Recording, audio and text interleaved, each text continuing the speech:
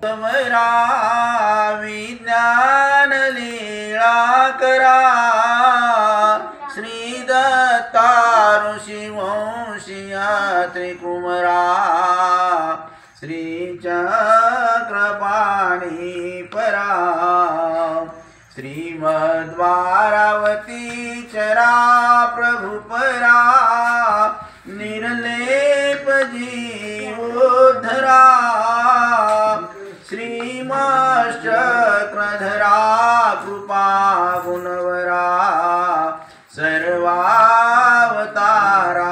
नमो जो अनमित बंधु जीवपती जो आनंद पूर्ण कैवल्य ज्योती तो देव प्रसन्न हेतु धरुण चित्ती श्री गुरुने मज प्रती दाखविला दयान मन माझे श्री गुरुपदा जेने दाखविले आनंद कंदा तो उपकारुण फिटे मज कदा देवा परमानंदा तूच भेडी देवा परमानंदा तूच भेडी कली सर्व संतात जो श्रेष्ठ ज्ञाता जनी वंदतो सर्व पंथाजनिता महाज्ञात विरक्त श्रीनाग देवा नमस्कार या थोर महानुभावा नमस्कार या थोर महानुभावा श्री गोपाल कृष्ण महाराज की जय दत्तात्रेय महाराज की जय जोरात आवाज घ्या म्हणजे वाटलं पाहिजे काहीतरी सत्संग चालू होतं श्री चक्रपाणी महाराज की जय गोविंद प्रभु महाराज की जय श्री चक्रधर स्वामी की जय। आज आपला 6वा दिवस आहे। आपण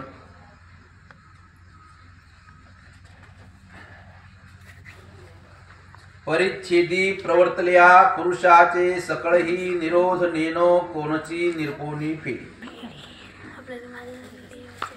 म्हणजे जीवापासूनी पुरुष उठी तयाचे नेनो कोणची सिद्धीने।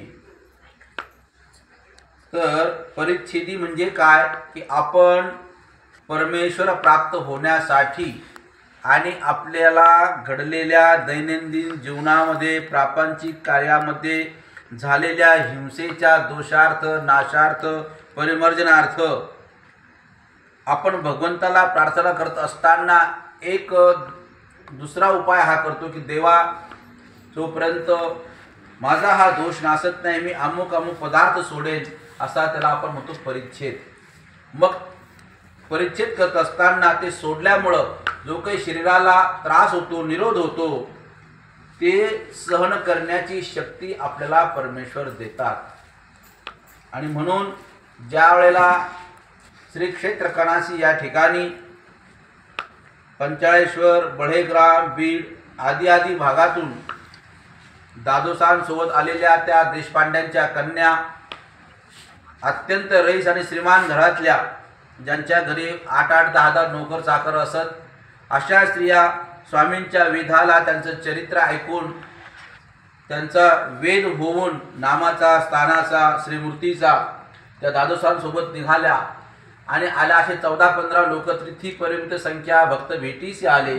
असे ते कणासीला येत असताना त्या काळाच्या परिस्थितीनुसार त्यांनी डोक्यावरती सर्व ते उपहाराचं ओझं आणलेले बऱ्याच दरकोश दरमुकाम करत त्या आल्या। स्वामी त्यांना दिसत नाहीत आणि म्हणून त्यांनी अनेक ठिकाणी प्रयत्न केले। कन्नडपर्यंत आल्या। कन्नडपर्यंत आल्यानंतर कळलं की स्वामी कालच निघून गेले। आता पुढं खानदेश लागतो, पाठीमागे विदर्भ, या समोरच्या बाजूला विदर्भ आहे, तिकडे दक्षिण महाराष्ट्र आहे, इकडच्या बाजूला खानदेश आहे। आता जंगलातून जायचे लुटल्या जाऊ आपण म्हणून त्यांनी का ब्राह्मणाकडे सगळं साहित्य आपलं ठेवून दिलं, सोनं नाणं आणि जे उपहार साहित्य सोबत घेतलं आणि परिच्छेद केला, प्रण केलं की देवाला आम्ही आमच्या गोसाव्याते आम्ही आमच्या स्वामीला साधनदात्याला झाडो झाडी हाळो हाळी वाडो वाडी गावो गावी गिवसू दर्शन करू आम्ही उपहार करू आणि मगच आम्ही आमच्या गावाला जाऊ. त्यात ती लहामाईसा म्हणजे साधा होती, महादाईसा होती, बऱ्याचशा गौराईसा होती, अशा बऱ्याचशा होत्या. आणि मग त्यांनी 5 प्रकारचा परिच्छेद केला होता. कोणता कोणता? स्नानाचे. गृहस्थाश्रमीला सकाळी उठलं की पहिलं स्नान करावं लागतं. स्नान नाही केलं तर आळस आळस वाटतो. स्नानाचे, वाहनाचे, वाहन म्हणजे पायात चप्पल, वाहनाचे, पानाचे, त्यांना जेवण केलं की तांबूळ म्हणजे पान खावंच लागतं. स्नानाचे, वाहनाचे, पानाचे, खानाचे अशी अन्न देखील वर्ज्य केलं. असे सर्वच गोष्टी त्यांनी वर्ज्य केल्या. जोपर्यंत आम्हाला आमचे गोसावे भेटत नाहीत तोपर्यंत आम्ही काही घेणार नाही. आणि म्हणून त्या अर्थवंत परमेश्वराला जीवाची दुःख देखवती ना नंतर त्यांना दुसऱ्याच मुक्कामावरती स्वामी कनाशीला भेटले. याला म्हणतात परिच्छेद. मग असा हा परिच्छेद सर्वोत्कृष्ट आणि सर्वोत्तम प्रकारे कोणी केला होता? तो माही भट्टांनी केला होता. तो कसा? परिच्छेदी प्रवर्तल्या सकळही पुरुषाचे निरोध नेणं कोणाची निर्पुण भेडी. ज्यावेळेला माही भट्टांनी, कालच मला वाटतं आपलं ललितचित्र झालं होतं नाही का, माही भट्टाचा विषय प्रसन्न मुनी. माहीम भट्ट आपला रात्रीच्या प्रसंगातून झाला, तिकडे चरित्रात झाला होता. मग ते माहीम भट्ट जबरदस्त त्यांचा त्याग, त्यांनी ज्यावेळेला त्याग केला त्यावेळेला त्यांना कधीही माहिती नव्हतं. आणि ती अर्ध धोत्र फाडलं, धोत्राची झोळी केली, त्या झोळीमध्ये भिक्षेला गेले. भिक्षा काहीतरी भावई सणीचा सण होता, सर्व पदार्थ आले, वडे मांडे दिवसे भजे सर्वच प्रकारचे. परंतु ते धोत्र स्वच्छ धुतलेलं नसल्यामुळं त्या धोत्राची घाणी म्हणजे वास त्याला लागला. आणि त्यांनी एकच घास अन्न खाल्लं. एकच घास अन्न खाल्ल्याबरोबर ते लगेच उलटी झाली. मग विचार करायला लागले की आपण एवढा मोठा त्याग केला, परमेश्वरासाठी अनुसरणारा आहे, आणि आपल्या पोटात जर एकही घास नाही गेला. आपल्याला श्रीगुरू बाबांपर्यंत जायचं, 350 किलोमीटर प्रवास करायचा, दर मुक्काम जायचं, गावोगावा भिक्षा करायची. आपण तिथपर्यंत जाऊ कसे? इकडं स्वामीकडे अनुसरावं तर सासरा आपल्याला ठेवणार नाही, तो घरी घेऊन जाईल, देवाला त्रास देईल. आणि म्हणून ते श्रीगुरू बाबांकडे जायला निघाले. परिस्थिती अशी निर्माण झाली की आता काय करायचं. आणि मग ते म्हणतात अन्नमय प्राण आणि प्राणमय पराक्रम. आपल्या पोटात जर घासभरे अन्न जात नसेल तर आपण काय पराक्रम, काय पुरुषार्थ करू. परंतु ते मागं हटले नाही. तसेच दुसऱ्या दिवशी आणि परत प्रत्येकाला 2-3 दिवसानंतर त्यांना एक घास पोटात अन्न गेलं. आणि त्या दिवशी त्यांनी बाहे आफाळली म्हणजे दंड ठोपाटले. हा होय की मी माहिया. आज एक अन्न घास गेला पोटात, उद्या 2 जाईल, परवा 3 जाईल. आणि असं करून करून मग त्यांनी परमेश्वरपूर म्हणजे रुद्धपुराला येईपर्यंत संपूर्ण आहारावर आले. आणि मग हे सहाय्य कशाने झालं की परिच्छेदी प्रवर्तल्या पुरुषाचे सकळही निरोध नेनो कोणची निर्पोनी फेडी. परिच्छेदी म्हणजे निश्चयपूर्वक कुठलाही प्रसंग येवो, काहीही प्रसंग येवो, काहीही हो, आपल्या एकनिष्ठतेवरती डगमगणार नाही असा निश्चय ज्या व्यक्तीने केला, अशा प्रवर्तल्या पुरुषाचे. याला पुरुष का बरं म्हटलं? स्त्री नाही म्हटलं, मनुष्य नाही म्हटलं, मानव नाही म्हटलं, जीव नाही म्हटलं, पुरुष का बरं म्हटलं? कारण पुरुष प्रयत्नी दैवाचे. पुरुषार्थाने ते करावंच लागतं. जो करतो तो खऱ्या अर्थाने पुरुष, म्हणजे पुरुषार्थाने त्याने प्रयत्न करून दाखवला, जिंकून दाखवलं. परिच्छेदी प्रवर्तल्या पुरुषाचे सकळे म्हणजे सर्वच प्रकारचे. झोपेचे भीती वाटते कधी कधी, कोणाला अंधारात कसं बसलं की काही कोण काय येईल का, इकून काय येईल का, तर कुळकुळ वाजत भीती वाटते. ही भीती सुद्धा सर्वच प्रकारचे निरोध म्हणजे जीवाच्या ठिकाणी असलेले 8 स्वभाव, क्षुधा, पिपासा, मल, मूत्र, भय, निद्रा, शीत, उष्ण या सर्व प्रकारच्या आपल्या स्वभावावरती जो नियंत्रण करतो, स्वामींचा निश्चय करून प्रयत्न करतो, तो पुरुषार्थ सकळही निरोध नेनो कोणची निर्पोनी फेडी. म्हणजे तहान लागली तत्काळ पाणी पाहिजे, अशाच प्रकारचं पाहिजे, फिल्टरच पाणी पाहिजे, थंड पाहिजे, असं काय नाही. तृषा समय जे मिळेल ते घ्यावे, जे मिळेल ते पिऊन घेतो, त्याला कुठलाही त्रास होत नाही. अन्नाविषयी वेळेवरच पाहिजे असं काही नाही. जे मिळेल, जसं मिळेल, जेव्हा मिळेल ते खाऊन घेतो. म्हणजे असे सकळ प्रकार, सकळ शब्दाचा अर्थ हा सांगितला स्पष्टीकरण करून की सकळही निरोध नेनो कोणची नेनो कोण म्हणजे कोण? मार्गाभिमानिनी चैतन्य माया. सर्वसाधारण देव म्हणतात बाई त्या डोमेग्रामला स्वामी त्या चिन्हस्थळीवर बसलेले आहेत आणि समोर ती बाई धोत्र धुते आहे. तिने तिथून श्रीमूर्ती बघितली. पाण्याचा स्वभाव असतो की जवळची व्यक्ती लांबची व्यक्ती जवळ दिसते आणि वाळवंटाचा एक प्रकार असतो की लांबची जवळ असलेली व्यक्ती सुद्धा लांब दिसते. घन माध्यम आणि विरळ माध्यम अशी दोन माध्यम असतात. तुम्ही समुद्राकाठी गेलेले असाल कधी फिरायला वगैरे, माहीत नाही मला.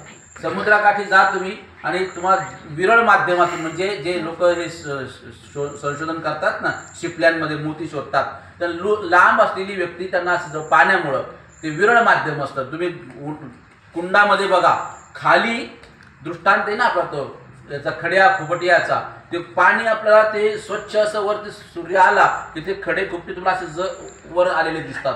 पण जेव्हा आपण पडदणी घेऊन बुडी देतो, उडी पाहतो, तर हातून मध्ये गेला तर त्याला ते सापडत नाही, कारण ते विरळ माध्यम असतं, खूप खोल असतात. म्हणजे असं त्यामुळं त्या स्त्रीला एवढं स्पष्टीकरण करण्याचा हेतू असा की स्वामी इतके दूर होते तरी तिला ते जवळ दिसायचे. मग कोणी म्हणतं की श्रीमूर्ती तिला वेद कसा झाला की तिला त्या पाण्यामध्ये जवळ दिसायचे आणि तिला वेद झाला आणि ती पाण्यावरून चालत चालत आहे स्वामी ठिकाणी. मग सकळही निरोध नेणं कोणाची निर्पुण पिढी. मग निरोध परिहारी कोणाची निर्पुण पिढी, कोण म्हणजे त्याला मग कोणी आणलं तिला तिथपर्यंत. सर्वसाधारण एका शक्तीने बाई देव म्हणतात की सहज अशी कोणीही सर्वसाधारण देवता सहाय्य करते आणि परमेश्वरापर्यंत त्या जीवाला मायेच्या मनोधर्माने त्या ठिकाणी त्या जीवाला आणतात. मग नेनो कोणाची निर्पुणी पिढी म्हणजे तुमचाही जो परिच्छेद असेल, तुम्हाला जो होणारा त्रास असेल, तो सहज देव धरतात. म्हणून नाम सकळही निरोध परिहारी, म्हणजे नामाने आपण स्मरण केलं आपल्या कुटुंबावरती, आपल्या परिवारावरती, आपल्या शरीरावरती काही एखादा आजार रोग व्याधी पिढली, आपण अनेक ठिकाणी दवाखाने करतो, अनेक ठिकाणी विडे वाहतो. मग अशा वेळेला आपण काय करायचं की देवाला सुपारी ठेवायची, विडा ठेवायचा आणि स्मरणाला सुरुवात करायची. आपण आजही पाहतो डोमेग्रामला, कनाशीला, जाळीच्या देवाला, अंबाळीला, पंचाळेश्वरला शेकडो लोक बिचारे देवाला विडा ठेवतात आणि स्मरण 10-10 दिवस मौन राहून भिक्षा करून स्मरण करतात. जे गोष्ट त्या KEMच्या हॉस्पिटलमध्ये मोठ्या मोठ्या MD FRCS झालेल्या डॉक्टरांकडनं ते दुरुस्त होत नाही, ते आपल्या साध्या स्मरणाने साह्याने असा असाध्य आजार, कॅन्सर सारखे आजार दुरुस्त होतात. हे कशामुळं? त्या नामामुळं. ते केवी म्हणून नाम सकळही निरोध परिहारी. तरी नाम वाजत वारा धरी. तर वाजत वारा धरी, वाजत वारा म्हणजे काय की एक तर वाराची वाजवणे दी, वाजला तरी व्यग्रता नाही. म्हणजे कसं, एखाद्याने शस्त्र परजलं, उपसलं आणि वार केला, तो वार केल्यानंतर तो वार त्याला न लागता त्याच्या कानापासून गेला तर त्याची एक हवा असते, सपकन आपण म्हणतो ना, सपकन आवाज आला. तर असं तो वारा, त्या शस्त्राचा वारा, ते देखील परमेश्वर तरी वाजत वारा धरी, म्हणजे संकटाचा प्रसंगाचा वारा देखील वाजत नाही. आणि जर असा प्रसंग आलाच तर वाजत वारा धरीची केवी ना डोमे ग्रामी साधाची लिळेचे न्याय.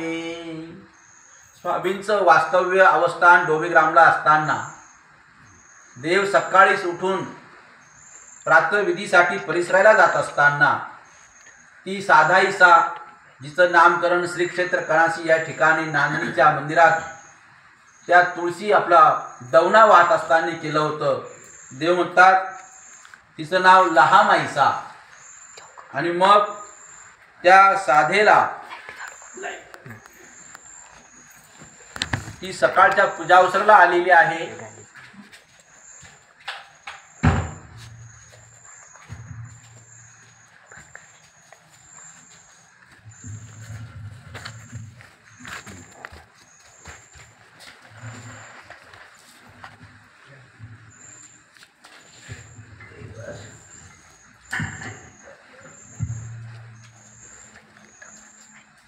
तेची केविना डोमे ग्रामी साधाची लिळेचे न्याय. डोमेग्रामला स्वामींचं वास्तव्य असताना प्रातःकाळच्या पूजावसरासाठी सर्व भक्तजन त्या ठिकाणी आलेले असतात। डोंबाईच्या देवळामध्ये यांचं वास्तव्य असतं। ती सकाळीच देवाच्या पूजावसरासाठी आलेली असते। जाताना मात्र चुकून ती त्यापर्यंत स्वामी तिला वाटी लावत आलेले असतात आणि ती चुकून त्या डोहामध्येचा पाय पडतो आणि मग ती म्हणते, धावा धावा श्री चक्रधरा राया, श्री चक्रधरा रायाची दासी येलो बुडती असे बुडती असे। आणि म्हणून तिने देवाचं नाम उच्चारलं आणि त्या ठिकाणी लगेच तिचे पाय टेकल्या गेले। आणि म्हणून डोमेग्रामी साधाचे निळेचे न्याय, त्या साधेला तिने नाम उच्चार, श्री चक्रधरा रायाची दासी येलो बुडती असे। ती येल्हाईसा, ती बुडत आहे, वाहून चालली धावा ती पूजावसराला आलेली होती। वापस परत आपल्या बिढारावरती जात असताना त्या डोहा तिचा पाय पडला आणि ती घसरली, आता बुडणार वाहून जाणार।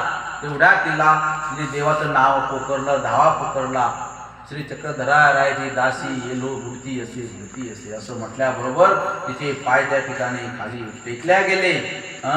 तेची ते विनाय रिनायिकाची दृष्टांते। रिनाई आपण बघतो, आपण आपल्या जीवनामध्ये चरितार्थ करत असताना अनेक लोकांचं आपल्याला कर्ज घ्यावं लागतं। कोणी सावकाराचं कर्ज घेतो, कोणी बँकांचं कर्ज घेतो, कोणी कुणाकडून कर्ज घेतो आणि मग ते अनेक एक असा असतो रिनाईक, कर्ज बाजारी झालेला, त्याला आपण जुन्या भाषेमध्ये रिनाईक म्हणतात। आणि मग त्याला प्रसंग असा येतो की ते अनेक ठिकाणचं त्याने कर्ज घेतलेलं असल्यामुळं तो राजरोसपणे बाहेर फिरू शकत नाही। कारण कोण सावकार कोणत्या वेळेला भेटेल, कोण ज्याचं घेतलं तो केव्हा भेटेल, आणि म्हणून तो सतत बिचारा घाबरलेला असतो तो रिनाईत।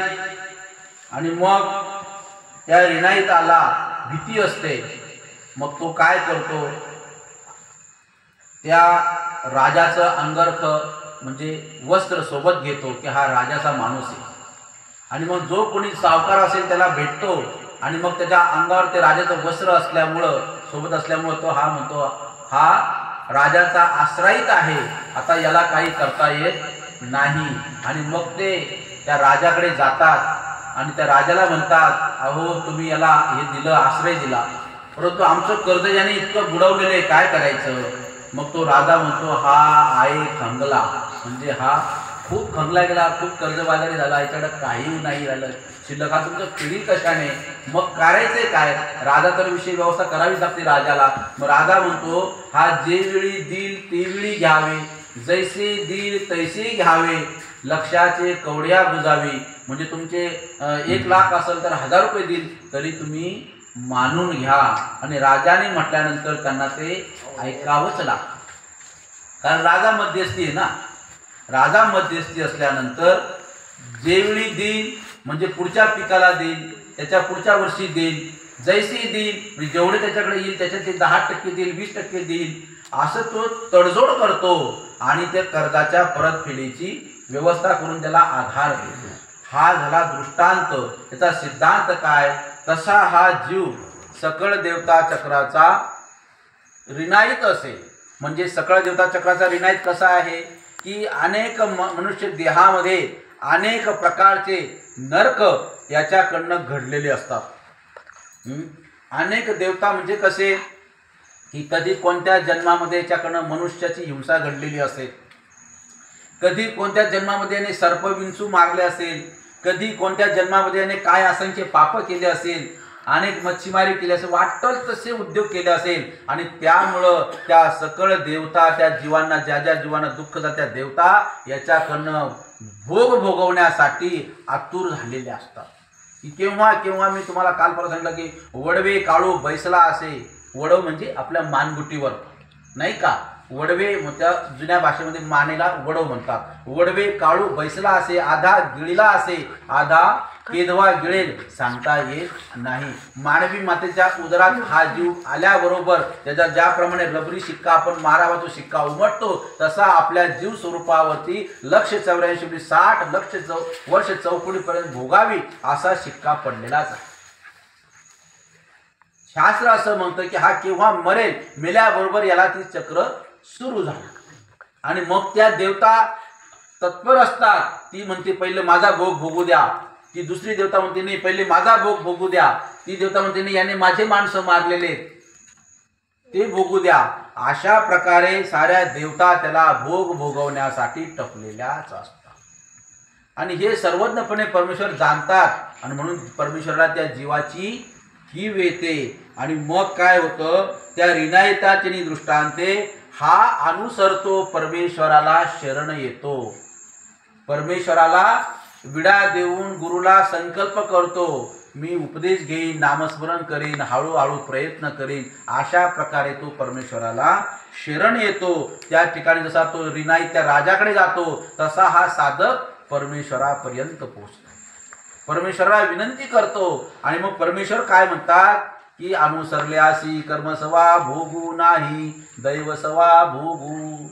अनुसरल्यासी देवत्व तिर्यंसत्व होणे नाही. झालं, अनुसरला तो संपलं. तिथं तरी तो म्हणतो एवढे देईल तेवढे देईल, काहीतरी पर्सेंटेज ठरवतो. पण इथं तसं नाही. परमेश्वर म्हणतात हा देवाचा झाला, संपला तुझा विषय. तिथं देवता चक्र नाही, चैतन्य माया देखील काहीच करू शकत नाही. अशा प्रकारे रिनाई म्हणजे हा जरी कितीही याच्या ठिकाणी कर्ज असेल तरी परमेश्वराला अनुसरल्यानंतर सर्व माफ होतं. परंतु त्या देवापर्यंत आपण पोहोचलं पाहिजे. म्हणून रिनायताचे दृष्टांते तेची केवी म्हणजे तेच कशावरून, ना सर्वज्ञे म्हणितले ना भिया हो साधे हो, तुम्हावरे वादत वारा येथोनी धरी जाईल. कशावरून, आपण परमेश्वराला अनन्य भावे शरणात गेलो असता सकळ देवता चक्रापासून, आपण नरकापासून, दुःखापासून परमेश्वर आपल्याला वाचवतात. हेच कशावरून, न भिया सर्वज्ञ म्हणितले म्हणजे स्वामी म्हणतात न भिया हो साध म्हणजे स्वामींचं वास्तविक जोगेश्वरी या ठिकाणी असतं. जोगेश्वरी ते धरणात गेलेलं स्थान आहे. आणि त्या जोगेश्वरीच्या मंदिरावरती धाब्यावरती स्वामी बसलेले असताना अवघी देवगिरी पालटली. सारंग पंडित सपरिवार आपल्या परिवारासह बैलगाड्यामध्ये उपहार घेऊन त्या ठिकाणी गेलेले आहेत. अनेक भक्त मंडळी त्या ठिकाणी असतात, साधाईसा त्या ठिकाणी असते. आणि मग न भियाव साधेव तुम्हावरी येथोनी वादत वारा धरी जाईल म्हणजे तिने कांटाळा घेतला. देव म्हणतात ही घायाळे जात असती म्हणजे जे जखमी लोक होते, ही बघा आमन देवाचे डोळे काढिले, शंकर देव गादीवर बसला, ही नव्हे घायाळे जात असती अवघी देवगिरी पालटली. म्हणजे जसं एखादा राज्यांतर झाल्यानंतर दोन्ही पक्षामध्ये फार मोठी दंगल होती, जाळपळ होती आणि तेच नेमकं त्या देवगिरी झालं होतं. भावाभावामध्ये वाद निर्माण झाला. शंकरदेव गादीवर बसला, आमन देवाचे डोळे काढले गेले. आणि हीच तर परिस्थिती अल्लाउद्दीन खिलजीने हेरली आणि शके 1300 मध्ये त्याने महाराष्ट्रावरती स्वारी केली, हल्ला केला, अनेक मठ मंदिरं उद्ध्वस्त केली. ते दोन्ही मुलं रामदेव राजाचे यांच्यामध्ये बेबनाव झाल्यामुळे आणि मग दंगल झाली. त्या दंगलीमध्ये अनेक लोकांना जखमी करण्यात आलं. घायाळे जात असतील म्हणजे त्या बैलगाड्यावरती आपापले लोक आपापल्या नातेवाईकांना घेऊन परत चाललेले असताना त्या धाब्यावरून, मंदिरावरून, त्या छतावरून स्वामींनी बघितलं. आणि मग देव सारंग पंडिताला देवतात महात्मेने द्वंद्व दुप्पट शोधिजे, देशवार्ता, राजवार्ता, ग्रामवार्ता शोधिजे, मग तेथ वसती कीजे. ना जाणे कोणत्या टायमाला आपल्यावरती काही प्रसंग येऊ शकेल. आणि म्हणून त्या ठिकाणी म्हणतात, मग देव म्हणतात बाई आम्ही गेल्यानंतर असं होईल की इथं म्लेंछे येतील म्हणजे यवन लोक येतील, मुसलमान लोक येतील, बांधिये करतील, स्त्रियांना पळवून नेतील, माणसांना बांधिये करतील आणि त्यांना गुलाम करतील, व्यसन टोचून त्यांना घेऊन जातील. अशा प्रकारे असं म्हटल्यानंतर त्या साधाईसाने कंटाळा घेतला, देवा कसं होईल आपण गेल्या. आणि त्यावेळेला देवाने साधाईसाला अभय दिलं, न भिया हो साधे हो तुम्हावरी येथोनी वाजत वारा धरी जाईल. म्हणजे तुम्हाला आम्ही त्या संकटाचा वारा देखील वाजू देणार नाही. आणि खरोखर तसंच झालं. स्वामी उत्तरापंथी निघून गेल्यानंतर मग याच घाटातून, म्हणजे हा तुमचा असं म्हणतात की हा जो घाट आहे तुमचा कोणता, कौटुंबीचा घाट, या घाटातून काही ते अतिरेकी इकडं आले. ती झोळी फेकल्या गेली कवीश्वर व्यासांच्या याच्यावर ग्रंथाची झोळी. ती बरेचसे यवन लोक महाराष्ट्रात घुसले आणि त्यावेळेला मग सर्व आंदोलन, म्हणजे सर्व परिस्थिती महाराष्ट्रातली एकदम भयानक अशी झाली. मग आचार्यांना माहिती होतं, आचार्य काही ठराविक शिष्यांना घेऊन गंगातीरला आटण्याला गेले आणि आचार्यांना हे माहिती होतं की साधाईसला स्वामींनी वरदान दिलेलं आहे की न भिया हो साधे हो तुम्हावरी वाजतवारा धरजे. मग त्या साधेच्या सोबत 150 ते 200 बाया परळी वैजनाथाच्या मंदिरामध्ये थांबून राहिल्या आणि मग दारावरती साधाईसा इतकी काठी घेऊन बसल्या. आणि मग ते यवनांचे सैनिक आले, अतिरेकी आले, त्या मंदिरात ते तोडफोड करणार. मग ते विचारतात इथं कोण येते. ते श्री चक्रधरारायाची दासी ये लो बैसली असे. त्या आवाजामधून त्यांना काय भीती वाटली, काय सामर्थ्य संचारलं माहिती नाही. ते सर्व घाबरले आणि तिथून पळून गेले. अशा प्रकारे न भिया हो साधे हो तुम्हावरी येतोनी वाजतवारा धरी जाईल. म्हणजे असं वरदान असल्यामुळं, साह्य असल्यामुळं त्यांना कुणालाही त्रास झाला नाही, म्हणून वाजतवारा धरी. मग अशा प्रकारे आपल्यालाही, आपण जर अशा प्रसंगामध्ये ना जाणे कोणत्या वेळेला कोणता प्रसंग येईल, आपल्या मुखामध्ये नाम असेल, परमेश्वराचं साह्य नक्कीच आपल्याला वर्तल्याशिवाय राहणार नाही. तरी नाम पडते आकाश धरी. वाजत वाराच काय, पण एखादं आकाशासारखं दुर्धर संकट नाही. असं सांगण्याचा भाग एवढं मोठं भयानक संकट असेल तर पडते आकाश धरले. हेच कशावरून, ना पेहरा संगमी रामाईसा चिनी लिळे चेनी न्याय. पेहरा संगम म्हणजे प्रवरा संगम. आपण गेलतो ना प्रवरा संगमला, झोप लागली.